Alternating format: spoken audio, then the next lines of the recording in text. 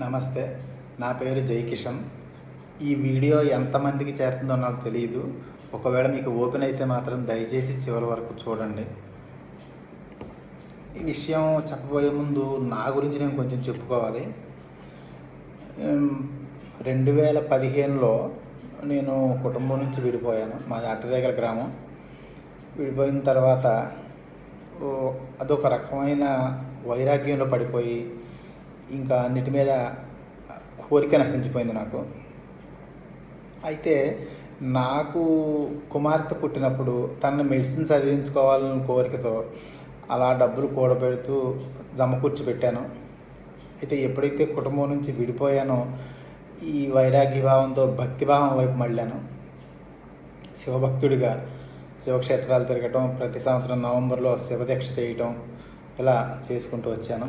ఈ క్రమంలోనే సరే కూడబెట్టిన డబ్బు ఉంది, దానితో నాకు ఉపయోగం లేదు, ఉపయోగపడేదానికి ఏదో మంచి కార్యాలకి ఖర్చు పెట్టేద్దాం అన్న ఉద్దేశంతో నేను వెళ్ళటమే కాకుండా నాతో యాత్రలకి కాశీ తీసుకువెళ్ళాను, కొంతమందిని రామేశ్వరం తీసుకెళ్ళాను, తిరుపతి తీసుకువెళ్ళాను, శ్రీశైలం తీసుకెళ్ళాను, మహానంది తీసుకెళ్ళాను, కేదార్నాథ్ తీసుకెళ్ళాను, చివరికి అమర్నాథ్ కూడా ఒక ఇద్దరిని తీసుకెళ్ళాను. సో ఇంచుమించు 130 మందిని ఇప్పటికీ నేను యాత్రలకు తీసుకెళ్ళాను నా ఖర్చులతోటే. అంటే ఇక్కడ ఇంకో విషయం కూడా చెప్పాలి. ఒకరిని నేను తీసుకువెళ్ళాను అంటే వాళ్ళ పూర్తి బాధ్యత నాదే అనే ఆలోచనతో కనీసం నేను చూస్తూ ఉండగా టీ తాగినా కూడా ఊరుకునేవాడిని కాదు. ఆ డబ్బులు కూడా నేను ఇచ్చేవాడిని. ఏంటంటే నా ఉద్దేశం ఏంటంటే వీళ్ళని తీసుకొచ్చాను, వీళ్ళకి అన్ని సమకూర్చవలసిన బాధ్యత నాది అన్న ఆలోచనతోటి అలా చేసేవాడిని. 130 మందిని యాత్రలకు తీసుకెళ్ళాను నేను. ఏమీ ఆశించి కాదు, కేవలం నాకున్న శివభక్తితోటి భక్తులు కొంతమందిని దర్శనాలు చేయిందాం అన్న ఉద్దేశంతో తీసుకెళ్ళాను నేను. కొంతమంది నన్ను తీసుకెళ్ళాలని అడిగారు, వాళ్ళని తీసుకెళ్ళాను. కొంతమంది నా అంతటి నేనే వెళ్ళి వస్తావా తీసుకెళ్తాను, దర్శనం చేస్తానని చెప్పి అడిగి మరీ తీసుకెళ్ళాను. నేను అడిగి తీసుకెళ్ళాను అని అనడానికి చిన్న ఎగ్జాంపుల్ చెప్తాను. 2024 నవంబర్లో కార్తీక మాసం దీక్ష చేసేటప్పుడు, శివదీక్ష చేసేటప్పుడు శివాలయంకి వెళ్తే పొద్దున్నే 4:30 ఆ టైంలో వెళ్తే అప్పటికే ఒక అతను శివభక్తుడు శివాలయం అంతా శుభ్రం చేస్తూ కనిపించాడు. వాస్తవానికి అతను టాపీ మేస్త్రిగా పనిచేసుకుంటాడు. సోమశేఖర్ అతని పేరు. సరే ఏంటి బాబు ఇక్కడ ఉన్నామంటే, నేను ప్రతిరోజు వచ్చి ఇక్కడ శుభ్రం చేసి పొద్దున్నే చేసుకుని అభిషేకాలు చేయించుకుని వెళ్తానండి అని చెప్పాడు. నాకు చాలా ముచ్చటేసింది. భక్తులు అందరూ ఉంటారు, కానీ వెళ్ళి శుభ్రం చేసి చేస్తానంటే ముచ్చటేసి, నేను వచ్చే సంవత్సరం మే నెలలో కేదార్నాథ్ వెళ్తున్నాను బాబు, నీకు ఇష్టమైతే రా, నేను తీసుకెళ్ళి దర్శనాలు చేయించి తీసుకొస్తాను. నా అంతట నేనే అతన్ని అడిగి తీసుకెళ్ళి దర్శనాలు చేయించాను నేను. సో ఇంచుమించు చాలామందిని అలాగే తీసుకెళ్తాను. కొంతమంది నన్ను మేము వస్తామండి అని అడిగితే తీసుకెళ్ళాను నేను. అలాగే మొన్న సంవత్సరం తిరుపతి వెళ్ళడానికి ఒక ఆవిడ నా దగ్గరికి వచ్చి, ఏమంటే నాకు మొక్కుడిపోయింది, మీరు అందరినీ యాత్రలకు తీసుకెళ్తారంట కదా, మీరు వెళ్ళేటప్పుడు తిరుపతి మొక్కు తీర్పించి పెట్టండి అని అడిగితే, అలాగేమ్మా తీసుకెళ్తాను, కానీ ఆడమనిషి కదా ఒక్కదానివి అయితే తీసుకెళ్ళను, నీకు తోడెవరని తెచ్చుకో, ఇంకా ఉన్నారు వచ్చేవాళ్ళు, వాళ్ళతో పాటు వద్దురు మీరు అని చెప్పి అడిగితే సరే అండి ఇంకొకరిని తీసుకొస్తానని చెప్పింది. డబ్బులు ఎంత చూసుకొని గురువుగారు అని అడిగింది. అడిగితే డబ్బులు ఏమొద్దమ్మా, నువ్వు మొక్కు తీర్పించమని అడిగావు కదా, నేను తీసుకొస్తాను, హుండీలో వేసే డబ్బులు, ప్రసాదాలు కొనుక్కునే డబ్బులు మాత్రం తెచ్చుకో, అంతకు మించి ఏం అవసరం లేదని చెప్పి అలాగే తీసుకెళ్ళి దర్శనాలు చేయించి కాణిపాకం, కాళహస్తి అని చూపించి తీసుకొచ్చాను. అంటే నాకు అవసరం లేదు కానీ నా దగ్గర డబ్బు ఉంది, దీన్ని ఏదో రకంగా నలుగురికి ఏదో ఇలా ఖర్చు పెడదాం అన్న కాన్సెప్ట్తోనే ఖర్చు పెట్టుకుంటూ వచ్చాను నేను. అంతేకాదు, నాకు మొదటి నుంచి పిల్లల చదువులంటే నాకు శ్రద్ధ. 2015కు ముందు కూడా చాలామందికి పిల్లల చదువులకి నేను సర్దుబాటు చేయడం జరిగింది. 2015 తర్వాత నుంచి 2025 వరకు కూడా ఇప్పటి వరకు కూడా చదువుకునే పిల్లలకి ఎవరైనా నాకు తెలిస్తే వాళ్ళు అడగకుండానే నేను వెళ్ళి ఇక చదివించుకో అని ఇచ్చిన సందర్భాల కోకొలలో కొంతమంది చాలామంది ఫీజులు కట్టాను నేను. ఇది కూడా చిన్న ఎగ్జాంపుల్ చెప్తాను నేను. 2023లో ఒక ఆయన నా దగ్గరికి వచ్చారు. ఆయన బజార్లో ఒక 2 సార్లు చూడటమే కానీ వాస్తవానికి ఆయన పేరు కూడా నాకు తెలియదు. వచ్చేసి ఇలా మా పాప అండి సీట్ వచ్చిందండి, డబ్బులు లేవు, కొంచెం డబ్బులు అప్పుగా ఇస్తే ఒక 5-6 నెలలు వడ్డీ కట్టేసి ఆ తర్వాత అసలు ఇచ్చేస్తానండి అని వచ్చి ఆ పిల్ల చదువు గురించి చెప్పాడు. అంతా విన్న తర్వాత సరే అండి, అయితే మీ పిల్ల స్టడీ రికార్డ్ ఏముందో అది కొంచెం నాకు మెయిల్ పెట్టండి, చూసి నేను సర్దుబాటు చేస్తాను అని చెప్పాను. మెయిల్ పెట్టారు. చూసిన తర్వాత నాకు ఆశ్చర్యం వేసింది. ఇంత మారుమూల ప్రాంతంలో ఇంత మంచి మార్కులతో ఇంత గొప్పగా చదువుకునే పిల్ల ఉందా అనిపించింది నాకు. అనిపించి ఆ రోజు వచ్చినప్పుడు కూర్చోబెట్టి, ఏమంటే మీరు నాకు డబ్బులు తిరిగే వద్దు, ఫీజు నేను కడతాను, జాగ్రత్త చదువుకోమని చెప్పండి. కానీ అయితే రేపు తను భవిష్యత్తులో పైకి వచ్చిన తర్వాత ఎవరినైనా ఒక ఇద్దరు పిల్లలు మాత్రం వీళ్ళకి నిజంగా టాలెంట్ ఉంది, మనం కొంచెం ప్రోత్సహిస్తే పైకి వస్తారనిపించిన ఒక ఇద్దరు చదివించమని చాలు, ఎలాగో మీ అమ్మాయి మంచి పొజిషన్కి వెళ్తుంది అని చెప్పి ఆ ఫీజు డబ్బులు నేను సర్దుబాటు చేశాను. ఇంకో మాట కూడా చెప్పాను నేను, ఈ సంవత్సరమే కాదండి, వచ్చే సంవత్సరం కూడా మీరు రండి, ఫీజు కట్టేటప్పుడు 2 రోజుల ముందు చెప్పండి, నేను అరేంజ్ చేస్తాను, ఆ ఫీజు కట్టుదురు అని చెప్పాను. అలాగే ఆ మరుసటి సంవత్సరం కూడా ఫోన్ చేశారు, ఆ ఫీజు అరేంజ్ చేశాను. అయితే ఈ విషయం నేను చాలా ఎవరికి ఏం చేసినా నేను బయట చెప్పను.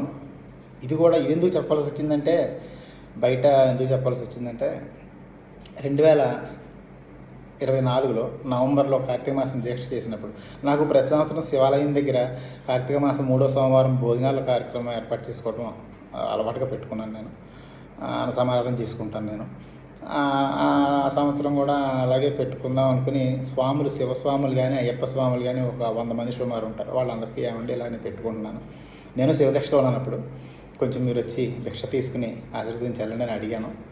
అడిగితే ఆ రోజుకి వచ్చేసరికి ఎవరైతే నా దగ్గరికి వచ్చి పిల్ల చదువు కోసం ఫీజు అని అడిగాడో అతను నా దగ్గరికి రాకుండా వీళ్ళందరినీ వేరే దగ్గరికి వెళ్ళేలాగా డైవర్ట్ చేశాడు అని తెలిసింది. అందులో వాస్తవం భగవంతుడికి ఎరక, కానీ నాకు తెలిసి నేను రోడ్డు మీద పట్టుకుని అడిగాను. నేను ఏమయ్యా, నువ్వు అడగకుండా నేను సాయం చేశాను, నేను అలాంటిది నువ్వు ఇలా చేయడం నీకు తగున, కుక్కకైనా విశ్వాసం ఉంటుంది కానీ నీకు ఉండదు అని మొహమ్మద్ తిట్టేశాను నేను.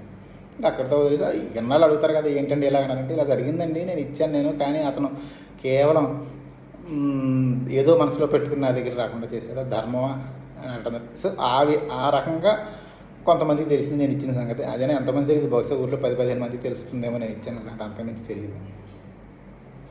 సో అదే కాదు, ఇలా ఫీజులు కట్టడమే కాదు, పెళ్ళిళ్ళు అన్నప్పుడు కూడా ఆడపిల్ల పెళ్ళి అని ఎవరన్నా వచ్చినప్పుడు ఏమండి ఇలా సంగతి అంటే 10,000 నుంచి 50,000 వరకు, ఇది ఎంతవరకు నేను చేయగలను అని చెప్పేసి నేను సందర్భాలు పోగలను. సో అంటే నేనేంటంటే నా దగ్గర ఉంది కదా, ఇది వృధా కదా, ఏదో రకంగా ఉపయోగపడే వాళ్ళకు లేకపోతే దైవ కార్యాలకు ఇలా ఖర్చు పెడదాం అనే కాన్సెప్ట్తో, ఆ మైండ్ సెట్తో రూపాయి మిగిలిపోతే ఏం చేసుకోవాలి. సో నేను అనాథని. ఇంచుమించు ఒక్క మాటలో చెప్పాలంటే ఏదో సినిమాలో చెప్పినట్టు జగమంత కుటుంబం నాది, ఏకాకి జీవితం నాది అన్నట్టుగానే అందరినీ నా వాళ్ళు అనుకున్నాను, కానీ నేను ఏకాకిలానే బతికాను. ఉదయం 8-8 టైంలో బయటకు వెళ్తే 1 గంట అలా బయట ఉండి కావాల్సి తీసుకుని మళ్ళీ వచ్చేయటం, సాయంత్రం 3:30-4 టైంలో బయటకు వెళ్ళి ఒక టీ దాకా వచ్చేయటం, రోజుకు 2-3 గంటలు మినహా మిగిలిన 21 గంటలు కూడా నా ఇంట్లో నేను తలుపు వేసుకుని నేను లోపల బతకటం, అంటే ఏకాకి జీవితం బతుకుతున్నాను నేను. సో సమాజం అంతా కావాలన్నాను, ఎవరైతే మంచిగా ఉంటారో వాళ్ళందరికీ ఏమి చేయగలను అనే కాన్సెప్ట్తో ఆలోచించేవాడినే కానీ మరొకటి కాదు. అయితే ఇంకొక లక్షణం కూడా ఉంది నాకు. నేను ఎప్పుడు ఏదో రాజమండ్రి వెళ్ళటమనో చేస్తుంటాను. నా పక్కన ఎవరైనా, అంటే నా మనస్తత్వం మీకు అర్థమవడం కోసం చెప్తున్నాను. నాకు ఏదైనా తినాలి అనిపిస్తే నా పక్క మనిషికి కూడా అది తినిపించగలిగిన పరిస్థితి ఉంటేనే దాని దగ్గరికి వెళ్తాను నేను. అది లేకపోతే సైలెంట్గా వచ్చేస్తాను నేను. అంటే నాకు నలుగురితో పంచుకుని బతకడం నాకు ఇష్టం. సో ఆ ఇష్టం అనేది ఎలాగ ఏర్పడిందంటే, ఇప్పుడు సందర్భం లేకుండా చిన్నప్పటి కథ చెప్పాలి. నా చిన్నప్పుడు, అప్పుడు నా వయసు బహుశా 9-10 సంవత్సరాలు ఉంటుందేమో. పల్లెటూరు మా తాతగారిది. మా అమ్మ నాన్న ఆయన ఒకరోజు పొలంలో జామకాయలు తెచ్చి ఇంట్లో పెడితే 2 కాయలు తీసుకుని బయటకు వెళ్ళాను తింటాను. ఒక కాయ తింటూ వెళ్ళాను నేను. తినలేదు 2 కాయలు పట్టుకెళ్ళాను నేను. పట్టుకెళ్తే రోడ్డు మీద వెళ్ళంగానే అప్పుడు నాతో పాటు చదువుకున్న పిల్లవాడు వదివరే ఒక కాయ నాకు ఎవరా అన్నాడు. నేను పెద్ద కాయ నేను చేసుకుని చిన్న కాయ వాడికి ఇచ్చాను నేను. మా తాత అది గమనించాడు. గమనించి 2 రోజుల తర్వాత ఒరే ఆడు కాయ అడిగితే చిన్నది ఇచ్చేవేంట్రా అని అడిగాడు. అవును, కాయలు మనే కదా, పెద్దది నేను తీసుకున్నాను, ఆ 2వ దాడికి ఇచ్చాను అన్నాను. అప్పుడు ఆయన తిట్టి, అది కాదురా, ఎదుటి మనిషికి ఇవ్వాలనుకున్నప్పుడు మన దగ్గర ఉన్న దానిలో మంచిది ఇవ్వాలి, 2వదే మనం తీసుకోవాలి అని చెప్పాడు. మల్లెపద్ది వెంకటకృష్ణయ్య ఆయన పేరు. 2 సార్లు పంచాయతీ బోర్డు ప్రెసిడెంట్గా చేశారు వాళ్ళ ఊరిలో. సో అది నాకు బలంగా నాటుకుపోయింది. అప్పటి నుంచి కూడా పంచుకుంటాం అనేది నాకు అలవాటైపోయింది. సో ఆ లక్షణంతోనే పెరుగుతూ వచ్చాను, ఆ లక్షణంతోనే జీవిస్తున్నాను. ఈ 10 సంవత్సరాల నుంచి బాగా ఎక్కువైపోయింది. అంటే నాకంటే కూడా నా ఎదుటి మనిషికి ప్రియారిటీ ఇవ్వడం. అంటే ఉదాహరణకి ఇప్పుడు నా దగ్గరికి ఎవరన్నా ఏదైనా సాయం చేయండి అని వస్తే ఆ రోజు నా దగ్గర లేకపోయినా సరే, బాబు రేపు రాయ్యా నేను ఏదో చూసి సర్దుబాటు చేస్తానని, అంటే నా అవసరానికంటే నా దగ్గర ఉన్నా సరే, నాకు అవసరమైనా సరే, సర్లే ముందు అతని అవసరం తీరుతుంది కదా మనం ఏదో అడ్జస్ట్ చేసుకుందామని చెప్పి అలాగ ఇచ్చేయటం నాకు అలవాటు అయిపోయింది.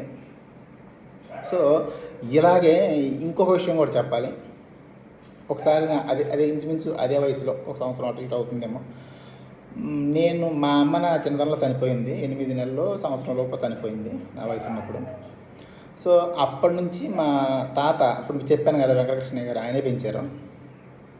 అయితే ఈ పండగ ఏదైనా వచ్చినప్పుడు మా నాన్నగారు తీసుకెళ్లేవారు. 2 రోజులు 3 రోజులు ఇంట్లో ఉంచుకొని మళ్ళీ తీసుకొచ్చి దగ్గర అలా ఒక సంక్రాంతి పండగకి తీసుకెళ్ళినప్పుడు ఆ డ్రాయర్లో ఉన్న డబ్బులు ఒక 30 రూపాయలు 20 రూపాయలు నాకు గుర్తులేదు, తీసి నేను దాచేసాను. అడిగారు ఆయన, నాకేం తెలుసు, నాకు తెలియదని అబద్ధం ఆడాను. ఆయన ఒక్క మాట అనలేదు నన్ను. మా నాన్నగారు సైలెంట్గా తీసుకొచ్చేసి మా తాతకు చెప్పేసి, ఇలా చేశాడు వీడు, దొంగతనం చేశాడు, వీడి డబ్బులు దొరికాయి అని అన్నారు. మా తాత ఒక నవ్వు వేసాడు. మా పెద్ద మేనమామ, అయితే ఇప్పుడు ఏం చేయమంటావు, చెట్టు కట్టేసి 4 కొట్టేసి స్టేషన్లో అప్పచెప్పంటావా, ఆ డబ్బే కదా అక్కడ తీసుకుంది, చాలేపో అన్నాడు ఆయన. సో కానీ నాకు అదేంటి మనం చేసిన తప్పు, నాన్న ఒక మాట అనలేదు, తీసుకొచ్చి అప్పచెప్పాడు, వీళ్ళేమో నవ్వేశారు, ఇంత తప్పు చేశాం కదా, తలంచుకోవాల్సి వచ్చింది. ఆ వయసులో అనిపించింది. ఆ రోజు నుంచి ఈ రోజుకి నాది కాని దానికి నేను ఎప్పుడు ఆశించలేదు.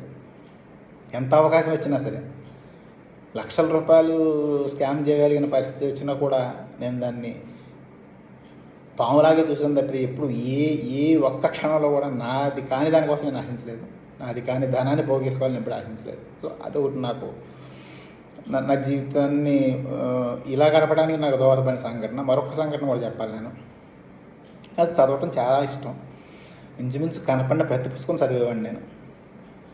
సో ఇలా చదువుతున్న టైంలో అప్పుడు నా వయసు 15-14 ఉంటుందేమో, చిన్నతనంలో అది కూడా జరిగింది, గుర్తులేదు ఎప్పుడన్నది.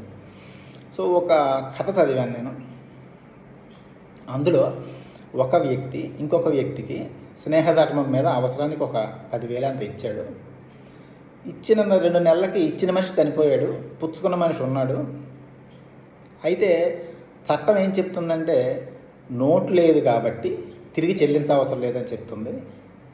కానీ న్యాయం ఏం చెప్తుందంటే, అయ్యో మనకి ఇచ్చిన వ్యక్తి చనిపోయాడు కదా, తీసుకెళ్ళే వాళ్ళ ఇంట్లో వాళ్ళకైనా డబ్బులు ఇవ్వాలి, అది న్యాయం అని న్యాయం చెప్తుంది. కానీ ఈ రెండింటిని మించిన ధర్మం ఇంకొకటి ఉంది. అదేంటంటే మూడో మనిషి తెలియకుండా స్నేహధర్మంతో సీక్రెట్గా మనకు డబ్బులు ఇచ్చాడు, చనిపోయాడు. మనల్ని అంత నమ్మి మన మీద అంత స్నేహం ఉన్న మనిషి కుటుంబానికి ఏదో ఒకటి చేయాలని చెప్పేసి అతను లేని ఆ కుటుంబానికి భవిష్యత్తులో కూడా చేతనైన చేస్తూ పోవాలి అని కథ చదివాను. అప్పటి నుంచి అది కూడా నా మనసులో బలంగా నాటుకుపోయిన సంఘటన. అదే ఇది విషయం. సో ఇంచుమించు ఈ మూడిటి మీద బేస్ అయ్యి నేను అప్పటి నుంచి ఇప్పటికీ బతుకుతూ వచ్చాను. నేను 100% ఒక మనిషికి హాని చెయ్యాలి అని ఆలోచించడం నా తలపుకు రాదు. ఒకళ్ళ సొమ్ము ఆశించాలనేది రాదు. ఒకళ్ళ సొమ్ముని ఏదో రకంగా రాబట్టుకోవాలనేది నాకు ఉండదు. అలాగే మనం తినేది ఏదైనా సరే అవకాశం ఉన్నంత వరకు, అవకాశం ఉంటే ఎదుటి మనిషికి ఫస్ట్ ప్రిఫరెన్స్ ఇచ్చి వెనకాలే మనం ఉండాలి అనేది నాకు బలంగా అప్పటి నుంచి కూడా ఉండిపోయింది. సో ఈ 3 సంఘటనలు నన్ను ప్రభావితం చేసి నేను చెప్పొచ్చు, నా జీవితాన్ని ప్రభావితం చేశాయి. సో ఇప్పుడు ఎంత చెప్పానంటే, ఇప్పుడు నాకు ఒక ఇబ్బంది వచ్చింది. ఏంటంటే ఒక కుటుంబం ముందు నుంచి 3 సంవత్సరాల పాటు ప్లాన్ చేసి 40 లక్షల రూపాయలు నాది లేపేశారు. సో దాని గురించి చెప్పడం కోసం అని చెప్పేసి ముందు నేనేంటో, నా వ్యక్తిత్వం ఏంటో, నా ఆలోచన సరళేంటో, నా మనస్తత్వం ఏంటో అర్థమైతే కానీ ఆ స్కామ్ అర్థం కాదనే ఉద్దేశంతో చెప్పాను. వీళ్ళు ఎవరెవరంటే ఒకళ్ళు మా అడ్డదగల వాళ్ళు 3 ఉన్నారు. ఇందులో రామచంద్రపురం ఒక అతను ఉన్నాడు, ద్రాక్షారామకు సంబంధించి ఒక ఆవిడ ఉంది, అద్దంకి వారిలంక, ఇది కోనసీమలో ఉంటుంది, అద్దంకి వారిలంక ముక్తేశ్వరం దగ్గర ఉంటుంది. ఆ ఊరికి చెందిన భార్యాభర్తలు ఉన్నారు. అంటే భార్యాభర్తలు అంటే వాళ్ళు ఇక్కడ చెప్పిన వాళ్ళకి కూతురు అల్లుడు. సో వీళ్ళు ఎవరో ఏంటి అన్నది నెక్స్ట్ వీడియోలో చెప్తాను నేను. అయితే ఇప్పుడు నేను ఇప్పుడు చెప్పిన విషయాల్లో ఏదైనా అబద్ధం ఉంటే, ఏదైనా అసంబద్ధం ఉంటే ఈ ఊరిలో అడ్డతీగల్లో వాళ్ళు ఎవరైనా సరే నన్ను ప్రశ్నించవచ్చు. నువ్వు అబద్ధం చెప్పావయ్యా అని అడగచ్చు. లేదు, ఇప్పుడు ఈ వీడియో ఎవరెవరికైతే చేరుతుందో వాళ్ళకి ఎవరికైనా అడ్డదగల వాళ్ళు తెలిసి ఉంటే అడిగి తెలుసుకోండి నేను చెప్పింది సత్యమా అసత్యమా అనేది. తర్వాత నెక్స్ట్ వీడియో చూడండి, దీని తర్వాత అప్లోడ్ చేసే వీడియో చూడండి. ఈ అంటే నేను ఒక గాడిలో బతుకుతున్న నన్ను మోసపు మాటలతో మోసగించి నమ్మించి ఒక రకంగా నా గొంతు కోసారని చెప్పాలి. 40 లక్షలు అంటే చిన్న విషయం కాదు అది. సో ఆ 40 లక్షలు ఎలా వచ్చింది, ఏం జరిగింది అన్నది నెక్స్ట్ వీడియోలో చెప్తాను. సో ఇప్పుడు ముందు నేను చెప్పింది వాస్తవా కదా, మీరు కొంచెం వీలైతే ఊర్లో వాళ్ళకు కూడా కొంతమందికి అప్లోడ్ చేస్తాను. ఇది నన్ను ప్రశ్నించుతుంది, నడి రోడ్డు మీద పోటీ అడగచ్చు, ఊరే నువ్వు అబద్ధం చెప్పావురా, నీవు ఇది కాదురా అని ఊర్లో వాళ్ళని అడగచ్చు. లేదు మీరు బయట నుంచి తెలుసుకురైనా సరే నన్ను ప్రశ్నించవచ్చు. నమస్తే.